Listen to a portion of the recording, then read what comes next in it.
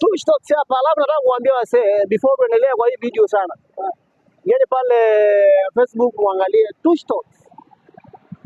Kwa YouTube ni Triple J Brothers. Hapo sasa.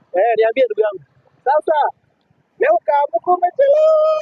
Leo nimeamka nimechelewa.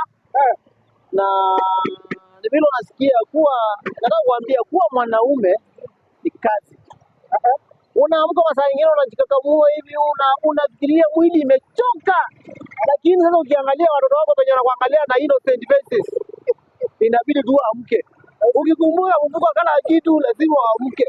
Siku lazima kuja na mkate na maziwa. Lazima kuja na mkate na maziwa. Tunamaliza majika zako tunakuamsha. Sina kuamsha. Kitu kingine nataka kuambia wasee. Kuzaliwa mwanaume yote hapo sasa tumetoka kwa hiyo ingine. Kuzaliwa mwanaume, hiyo kuzaliwa mwanaume peke yake ni kazi. Hivyo mbona amani? Wewe hiyo ni kazi. Kazi tu. Kwa sababu gani? Tunapeana kazi direct. Ipo sababu ukiwa mwanaume kama ulizaliwa ukiwa sura mbaya, utarimeni kuwa sura mbaya. Hakuna kitu kama kwenda kujipondoa ugue, sijui umejipaka makeup kama mwanamke. Mwanamke anaweza anajipondoa, ajipake vitu at least.